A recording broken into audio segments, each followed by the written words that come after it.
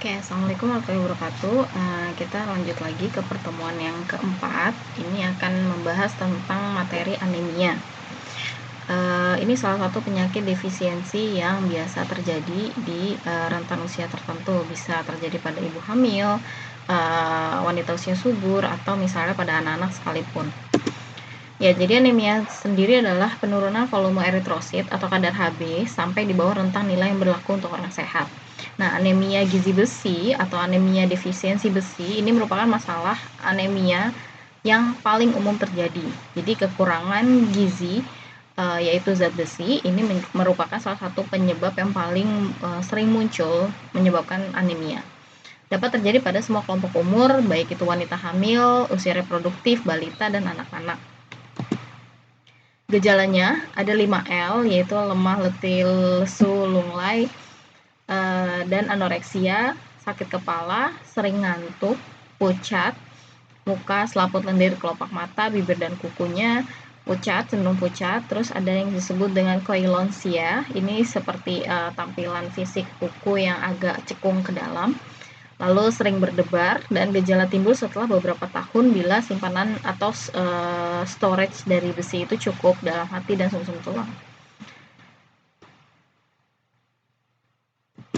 Nah, dampak anemia sendiri kalau untuk remaja putri dan wus biasanya diantaranya lebih ke penurunan daya tahan tubuh, jadi akan lebih mudah terkena infeksi, menurunnya kebugaran dan ketangkasan berpikir untuk anak remaja usia sekolah, dan menurunkan prestasi belajar tentunya. Sehingga kalau untuk kalau untuk wanita usia subur sendiri dia ada produktivitas kerja yang menurun juga. Nah, dampak anemia ini akan terbawa hingga dia menjadi ibu hamil yang anemia, sehingga nantinya akan mengakibatkan peningkatan risiko pertumbuhan janin yang terhambat, kelahiran prematur, atau misalnya dengan anak BBLR, dan adanya gangguan tumbuh kembang anak, sampai bahkan menyebabkan stunting pada anaknya, seperti itu. Lalu kemungkinan juga ada perdarahan sebelum atau saat melahirkan yang dapat mengancam keselamatan ibu dan bayinya. Bayinya juga akan lahir dengan cadangan zat besi yang sangat rendah yang akan berlanjut menjadi bayi atau anak yang menderita anemia, sehingga akan meningkatkan risiko juga kesakitan dan kematian neonatal atau bayi di masa usia awal. Ini klasifikasi anemia menurut usia, dikategorikan menjadi anemia tingkat ringan, sedang, atau berat. Dan ini yang beberapa jenis makanan yang bisa membantu penyerapan zat besi di dalam tubuh. Ada yang sifatnya dari protein hewani, itu yang disebut dengan besi hem, dan ada yang sifatnya non hem, itu dari nabati. Biasanya normalnya pada orang sehat itu zat besi bisa mampu diserap 5-15%. Tapi pada orang dengan defisiensi besi, tingkat penyerapannya akan lebih tinggi, yaitu bisa sampai 50% dari makanan. Ini cara kerja dari iron absorption untuk jenis non-hem, dan ini untuk yang hem. Ya, jadi ini beberapa zat gizi yang mungkin bisa mempengaruhi penyerapan dari zat besi itu sendiri, yaitu ada vitamin A, vitamin C, laktosa, kalsium, dan polisakarida. Ini beberapa jenis produk-produk makanan yang bisa membantu penyerapan dari zat besi di dalam tubuh. Sedangkan yang berikut ini adalah jenis-jenis makanan yang bisa mengganggu penyerapan dari zat besi di dalam tubuh.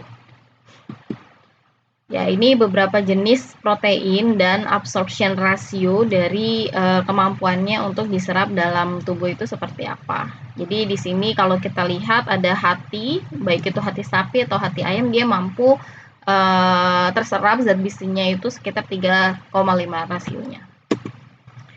Beberapa intervensi atau strategi intervensi yang bisa dilakukan untuk mengurangi adanya defisiensi zat besi di masyarakat itu salah satunya adalah kita membuat modifikasi diet makanan-makanan dengan tinggi zat besi. Lalu kita perhatikan juga bagaimana penyerapan dan zat-zat makanan yang bisa mengganggu penyerapan zat besi itu di dalam tubuh.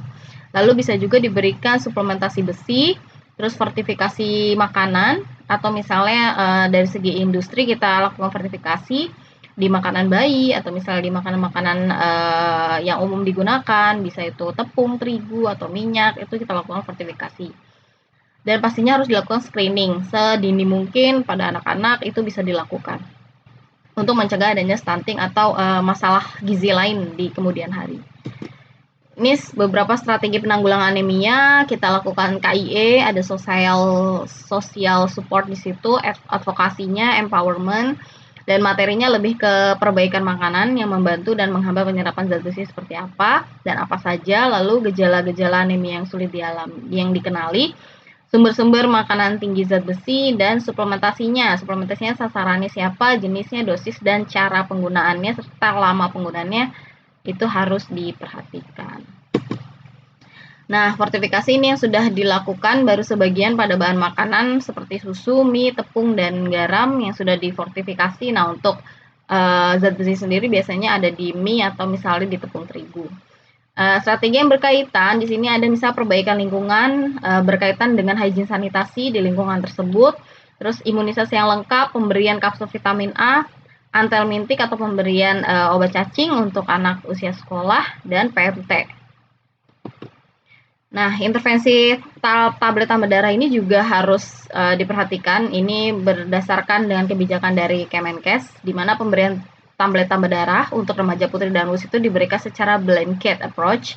Jadi siapapun itu diberikan dengan kita mengandalkan sifat dari zat besi yang autoregulasi. Artinya apabila dia tidak dalam kondisi defisiensi, maka penyerapan zat besi itu tidak terlalu maksimal. Jadi disesuaikan penyerapan itu ke dalam tubuh masing-masing personal individu yang diberikan suplementasi tablet tambah darah. Ya, jadi rekomendasi globalnya menganjurkan untuk daerah yang dengan prevalensi anemia lebih dari 40%, pemberian tablet tambah darah ini terdiri dari 30 sampai 60 mg iron diberikan setiap hari selama 3 bulan berturut-turut dalam 1 tahun. Sedangkan untuk daerah dengan prevalensi anemianya lebih dari 20%, suplementasi terdiri dari 60 mg ini dan 2.800 asam folat.